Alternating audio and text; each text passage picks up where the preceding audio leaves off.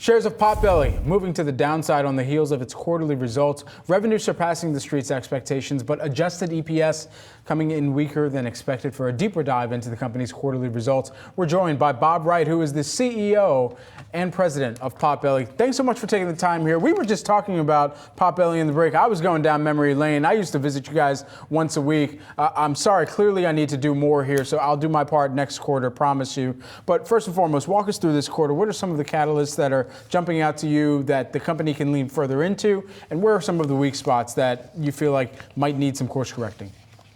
Yeah, thanks. It's good to be with you. It was a great quarter for us. We had another quarter of same-store sales growth, driven primarily by traffic growth. Second quarter in a row we've been able to say that. We had strong profitability and beat our guidance both for the quarter and for the year. So I'm thrilled with the performance of our team. Very, very proud of the work that we've achieved and accomplished, really not just in Q4 but throughout 2023.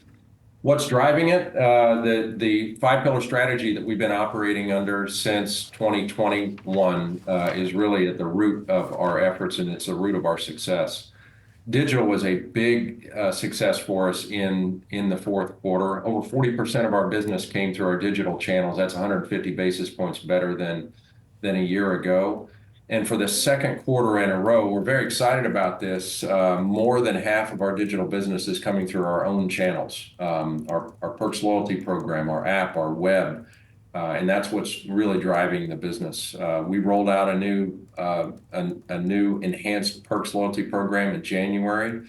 But even before we did that, one of the other numbers we shared was an 87% increase in our Perks loyalty membership growth in the quarter versus a year ago. So a very strong quarter for us. We're really pleased.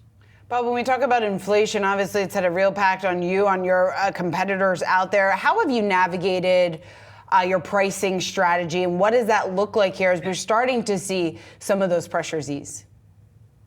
Yeah, it's a great question. In fact, part of that five-pillar strategy was the rollout of our new menu back in 2021, and it became the foundation for reestablishing a much more value-centric relationship with our customers.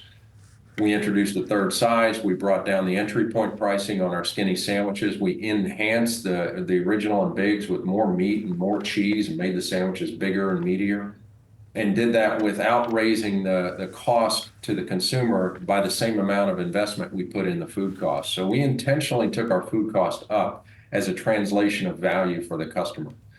Since then, in the last 3 years of inflation, we've been very intentional with our pricing, only to take enough pricing to offset the pressure on food and labor costs. There have been pressures elsewhere in our P&L, but we believe it's our responsibility to our customers to find efficiency in those other areas and not ask them to shoulder all of that burden. And we certainly haven't been taking price to drive margin like some other brands have done.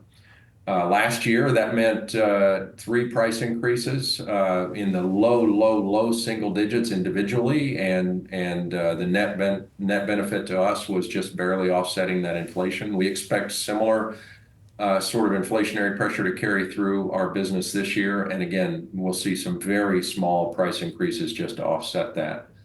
We watch average eater check as well as average check as a barometer for our value proposition for our customers. And we watch it not only compared to fast casual, but compared to QSR and to casual dining as well. And the data that we see suggests we're in a really good spot in terms of price per eater. You put that on top of the great experience, Brad, that you talked about. I mean, these 500-degree toasted sandwiches, fresh baked cookies every day, soups that are made every day. These are things that people evaluate as they look at their total experience. So we think it's important, and we try to protect it. Yeah, those strawberry milkshakes are family, Bob. You know, at the end of the day, though, a lot of people might be asking themselves, why do bigger sandwiches make sense at a time where increasingly weight loss drugs, GLP-1s, Ozempic getting tossed around at a household level at this point and impacting appetites? We weren't creating a barrier for our customers by making those sandwiches bigger. We were right-sizing them to what their expectations were. And as I said, at the same time, we introduced a skinny sandwich, which was a smaller sandwich that we'd never had before. I think naming it skinny was part of our way of being on brand, but frankly, it's really hit the consumer in the way that they want. We have our customers that buy up and down through all three sizes, and a lot of it depends on what that meal occasion is for them that day. Skinny is also an option you can pair with a soup. You can pair that with a salad, and it's a great lower calorie meal for the customer that fits their needs. Those are available in every single flavor. So I think we're in a great spot in terms of variety, sizing, and caloric content for really all parts of the menu. All right, Bob, we got to leave it there. But Bob Wright, Potbelly CEO and President, thanks so much for joining us here at Yahoo Finance this morning. Have a great weekend. You too. Thank you.